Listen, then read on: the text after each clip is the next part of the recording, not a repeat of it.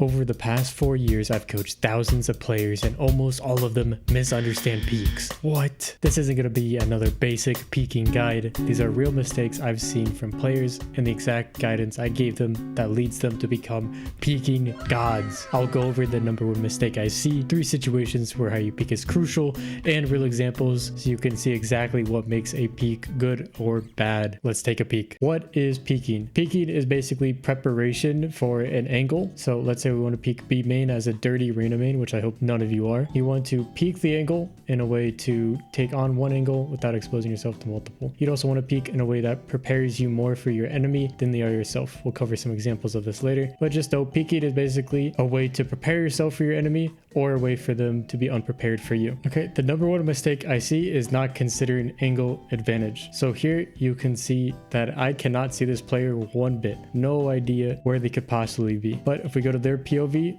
my entire half of my body is sticking out. This is angle advantage. I can finally see a part of them. Meanwhile, you can see the more than the entirety of the half of my body. This is simply because my eye is against this wall right now. Whenever you go for a peek, if your eye is blocked by this, you're not going to be able to see them where they're going to see you quite clearly. This is why you see a lot of people take peeks more from the back wall, for example. So we would probably want to peek backside more from back here, or you would see some players go close to the wall here instead and just wide swing. The first situation is intel. How do you get intel without risking your life? First thing is jump peeking. I left a little keyboard overlay so you can just copy that. You can also just do it like this, a little bit simpler version. Generally safe, but you don't just want to spam it, especially after they've seen you. Okay, after you've been seen, you wait 3 to 5 seconds before you jump peek again. It's dangerous to do if they could be close. In that situation, if there could be players close, you're usually better off jiggling. Jiggling is really used when you're trying to bait an op shot, grab the intel, and then quickly duck behind cover. Usually when you do an intel peek, you look to reposition or throw them up after. Okay, so jiggles, jump peeks, these are also both really good things to throw off enemies' crosshair placement. For example, in higher rated lobbies, a lot of times people do jump peeks a lot. This guy sees this player jump peeking, he starts pre-aiming like all the way up here, trying to go for the head height. Okay, and this is the same if you jiggle. A lot of times they're going to hold really tight like this, because think about it, you're coming around the corner like this. You're not peeking like you normally would. So they tend to hold a lot tighter. So how do we use this to our advantage? We make them unprepared but for the fight, which is why we do this and do this. So then we can do this. Another thing you can do is a silent peek. So you basically crouch, jump, let go, crouch. It's really that simple. You could also combine this with some movement just to make yourself a little bit harder to hit. You're not always jumping from the same spot. You can see this here, and you also see this on bind a lot for the garage peek. Okay, so this is the first situation, intel and a little of unpreparedness for fights. Keep in mind this idea of prepared versus unprepared. Before we continue, I need to clarify that these are my arms and not boobs. Also, if you're interested in improving, I'm now looking for dedicated players to join my 6-week coaching program. This is where you'll finally understand what's holding you back and get real results like this. Or check out the all-in-one improvement system with everything you need to start improving now and forever. Random mains excluded. Visit Slayerkey.com if this sounds like something for you. Otherwise, enjoy the video. Next up is if you're wanting to fight. If you're looking to fight, the number one thing for your peaks is to be prepared to fight the player. As I mentioned before, this is a little bit of awareness, but it's also crosshair placement. It's also just how you take on the angle, right? You can't take it on like this because of angle advantage. When you take any fight, I would just say visualize a player there. This is the simplest way to do it. So I already see a player behind here. I'm schizophrenic. So I peek, there's a player there. I'm prepared to fight them. Next player is here. I peek, prepared to fight them. Next 2 players are here and here. Peek here, clear, peek here, clear. Where are the next 2 players? Here and here. Okay, I run up here, clear this corner. I'm actually just kind of scared of the player backside though. There's more and more players coming. I clear the space, now I clear that corner guy. I'd also clear this corner. So peeking is a lot of awareness. A lot of players get caught off guard with their peeks. Sometimes not because they're bad at peeking, because they have bad awareness. So if you want to fight someone, become as aware of their position as possible. This is why you might jump peek or jiggle before you even take on an angle. I would not suggest spamming this. It's usually more important, especially on entries, just to see the angle. Like you have flashes, utility. Like if you have this in your favor, you can just run up with it. This is already a piece of utility. You don't need to hesitate. If you're like slow clearing, you could be a lot more deliberate with the angles, right? If we're like lurking up A, we might do something like this, what I showed earlier. You slow clear all of these. The other part of fights that's really important, and it's also, I would just say, awareness. Like a lot of players who mess up their peaks aren't aware of how many players there are. So let's say we do like a jump peek over this. We see there's 3 players, right? We wouldn't just want to swing on. Everyone knows this, but a lot of people still do it. The trick I have for you for your peaks, jump peek over it, see how many players there are, and then just try to isolate one. A lot of players think they have to peek into players, but a lot of times you don't have to. Like these players, if you see them here, are going to push site. If you're fighting someone who's coming here, right, and they're trying to peek you hell, they're gonna walk into your crosshair. A lot of times you don't need to keep peeking and peeking, especially when players know where you are. So the best fighting tactic, in my opinion, is to play a walkout angle, let them walk into you, then take the fight, give up a little, keep fighting. Take the fight, give up a little, keep fighting. Take the fight, give up a little, keep fighting. Okay, you can even do this the same if you want to just to peek this tight angle here, right? You're just peeking this guy here. You don't see anything too, that means you could take on another angle. Maybe they're in the middle, maybe they're here. Now you have a lot more. But all this is based around, we saw 3 people here. You need something to give yourself an advantage. You need something to make your opponent unprepared, yourself more prepared. So throwing off their crosshair placement, baiting them out, making them really uncertain is a great way to go for that wide swing afterwards. It's also great to kind of bait them to come and fight you, so you can throw like a high flash or something, which would just completely dominate them. Okay, I kind of covered 2 at the same time there without even realizing. The other one is like if you want to take space.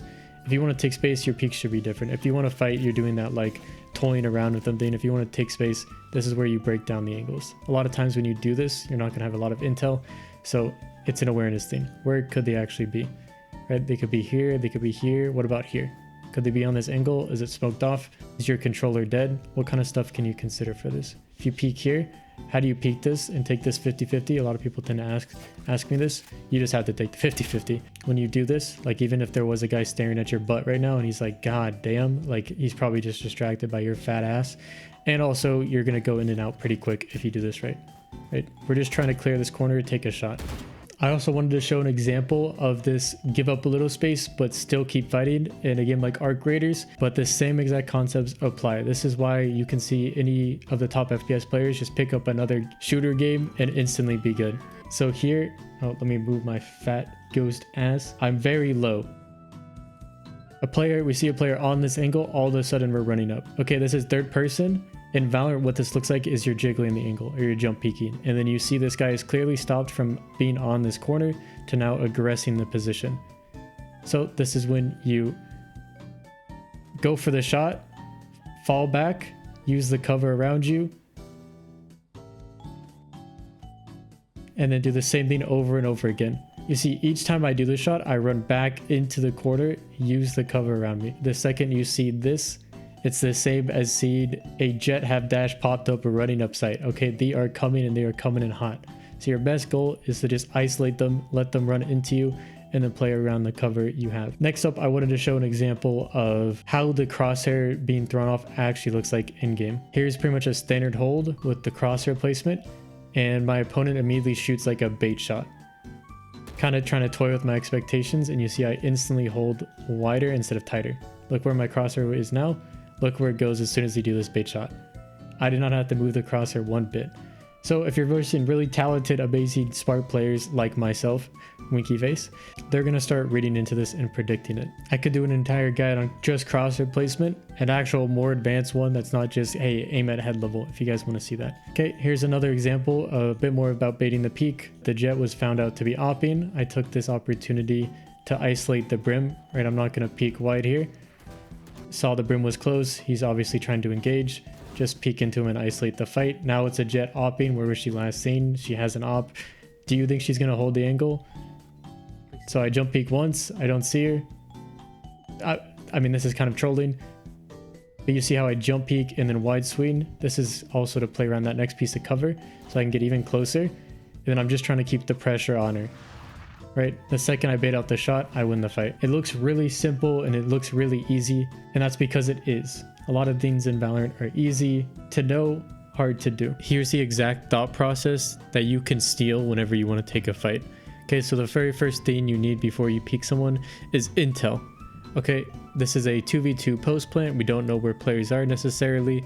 Here's the killjoy right here. Then we hear Jet dash up close. So we know where both players are. One's right about yonder, another one over yonder. It's really important to understand not only where players are, but also where their pathing likely is. So the killjoy is not just going to hold back sight, right? This is something she would do if we were pushing the site rather than defending the spike. She has to push the spike. A lot of players miss this out, and it's very, very unfortunate. She has to push the spike, get on top of it, and ride that thing. So we throw Molly, 1 to not allow them to pressure the spike, but 2 to give us something. Notice how I jump peek and throw Molly. This is another techie thing. If you want to throw a piece of util more safely, jump peek and throw it. This gets us that Molly throw pretty much for free. This keeps them off the bomb. They throw a smoke to cover. There's kind of some like weird back and forth here. But notice how we peek this angle. Okay, the pressure's on this killjoy, the pressure's on this Jet. The bomb has a Molly on it. She ain't touching that thing, so she has to fight me. So I do a little jiggle. Notice how I don't even see her there. I'm just trying to pressure the fight. When you pressure the fight, it forces them, it tricks them into re-engaging with the fight for longer than they should. It can also be a really great distraction for your teammate. Let's say I had like a teammate coming up back site. She would be so focused on this fight with me, my teammate could shoot her in the back. It also just kind of stalls for time here, throws off her expectations. This is that idea of prepared versus unprepared. I'm way more prepared for this fight, and I'm making sure she's as unprepared as possible. So just baiting the peaks, doing jiggles, don't even see her, right? We know she's right behind this wall. We don't need to see her to find that out. And just like I kind of showed you in the thing, we do the jiggle, we bait the peak so it's tight, and then we go wide. We also wait like a small timing here. This is a little techie thing, but just like if you give the enemy time to make mistakes, they will make mistakes. That's pretty simply the idea. So we do these like jiggles, these baits. It doesn't seem like we're actually fighting, and then we all of a sudden swing on her after waiting for like a second. I'll let it play out so you can kind of see that. Okay, after we kill the Jet, they know we're close to this wall. So this would be the same even if I was fighting this KJ. You're close to the wall, your head height isn't really going to be different, but the way you peek the angle is going to be different. So if you're closer to the wall, you can swing way wider. If you're farther away from the wall, you usually peek tighter. This just looks different on your enemy's screen. It can really throw them off when they're expecting you to be close. Like she might be holding this little angle here. I'm pretending I'm drawing a line, where instead I'm going to be like way far back against the wall. So it kind of throws off their expectations a little bit. By the way, look at this crosshair placement. Oh my god. This player is disgusting. Also, peep the Vandal too. Sheesh. That's a nice looking Vandal. Anyways, notice how when we peek the angle, right? I told you guys, you don't peek into the fight. You let them peek into you, right? So she has to peek into me here again. The pressure's still on here. She hasn't tapped the spike. This is what you would do if you're on the opposing side. You would tap the spike, try to bait a peek. What I would do would probably wait for like the count my 3 Mississippis and then peek to see if she got half, or I would jump peek just to get intel safely, right? This same concept applies for every single fight in Valorant. But yeah, she has to peek into me here. She taps the bomb, and I'm just seeing if she goes. I'm not forcing this wide swing on because she could basically be on any angle. So we break it down. Notice how we break it down here. We go back, one small peek, another small peek, and then I eventually get to the point where I do one more small peek, and then she's there. You could just hold here, but you kind of want to start getting a little bit of options. I see a lot of players overcommit to where this pin is right now. They overcommit to this peak and already start pre-aiming there, where she could be on this angle, this angle, this angle, this angle. So it's really good just to break it down, or you just jump peek here. I think either of them work just fine. A lot of players will just over peek like this, and that's how you get that kill for free. Okay, I also wanted to show you a little something different. This is from my most recent video, Spectating the #1 player in Valorant, if you will watch that. But I wanted to show you some movement tech he does here as well. So he peeks this smoke and sees this chamber TP. How do you peek out of a smoke when there's a player right around the corner? Well, okay, well, I'm about to explain it. He peeks out with W. Shut up. I'm saying it, you're not. He peeks out with W. So the player sees him, and then he strafes to the right immediately, and then immediately to the left, like just a little micro step. And you see this in a lot of higher players. If you guys want a movement tutorial as well, let me know if you'd like to see that, because this movement is the difference maker in this game. How he peeked out the smoke was actually kind of buns. You don't really want to peek your barrel straight, but I think he just had to jump on him and it was fine here. But throwing off the movement a little in the smokes, knowing where your opponent's going, right? The chamber saw him, he's going to be holding the smoke. So how can you throw off that expectations? A little bit of this and then a little bit of that is all it takes. Okay, I wanted to show you an example of a bad peek, something you don't want to do.